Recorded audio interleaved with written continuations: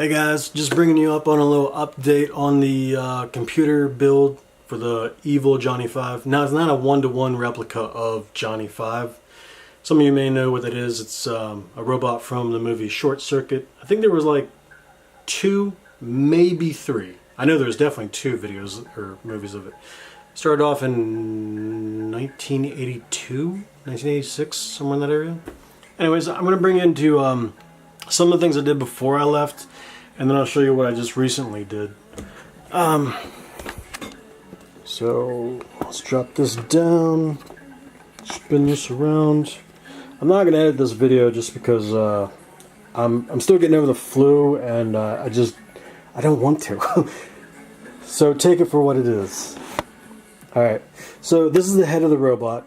I'm going to 3D print some stuff on here, basically to make it thicker. So right now this is just to get me up and running and actually have the computer run, because I'm running on a really crappy laptop that's not even mine. I'm going to put fan shrouds here, which are like 45 millimeters thick. Probably the same for these 2 here. These are acting like the eyeballs. For the pupil, I'm going to darken that out. And then I think this is called the iris, the color part of the eye. I'm going to paint these red with probably like, I'll probably go over them with white, and then I'll go over them with red, so that way the red pops out just like this red down here.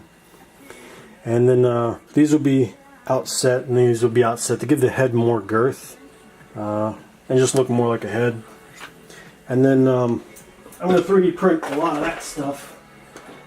What I was working on before I left, and I also had my brother working on, was this here. This is the bottom of the computer itself.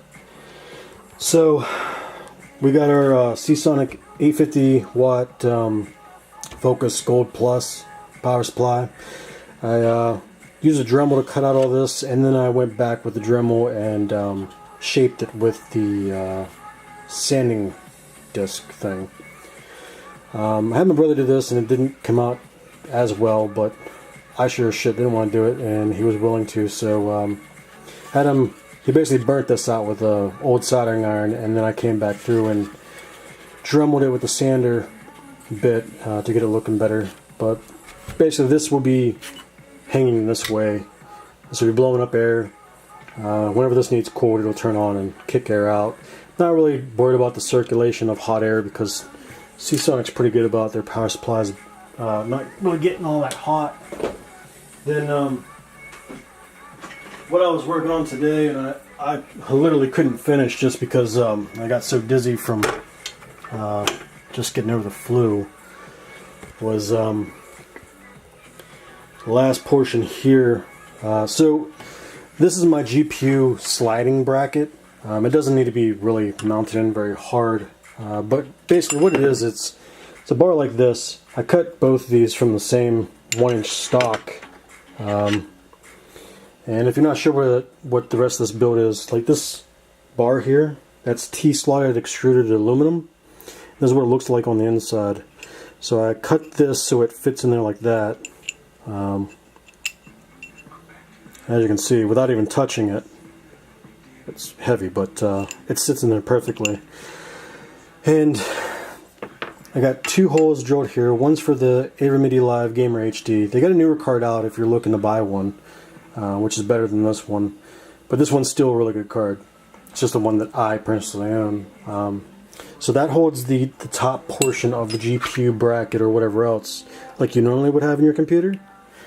And then this other bracket, what it's going to do is prevent GPU sag. Now, what happens with GPU sag is you've got one contact point that's holding the card in place, and there's really just a wide slot that these fall into that doesn't really give it any support. So what this bar is going to do is it's got its screws outwards. So it comes in here, and the bottom of the GPU or whatever other card rests right against it. You set it to where it needs to be.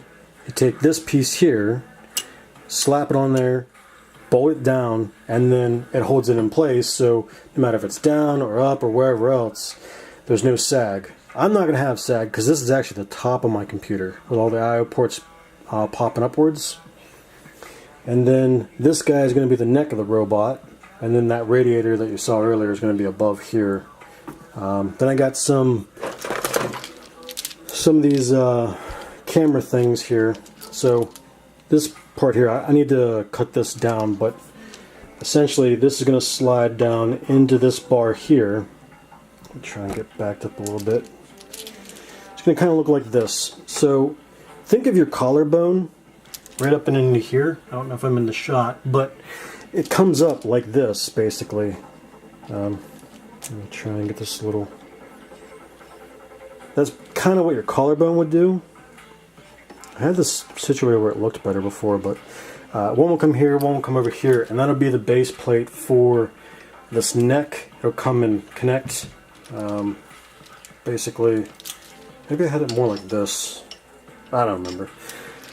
I'll figure that out later. But that's where that's going to be. I'm not going to do any of that right now because I need to get this computer up and running because I'm tired of being on the laptop. But that's where that stuff's going to be. And then I'll 3D print the rest of the stuff to have the radiator actually, you know, be able to articulate back and forth or whatever. There's something I haven't shared with anybody as of yet. And I'm going to be adding a 7-inch monitor into this, where off of... Hold on. God, this thing's heavy. Yeah. So let's say this is the head. It's gonna talk to you. It's gonna talk to you. Anyways, that's my video. I'm gonna get off here, watch some of you guys stream, and thanks for checking out this video. You guys have a great day.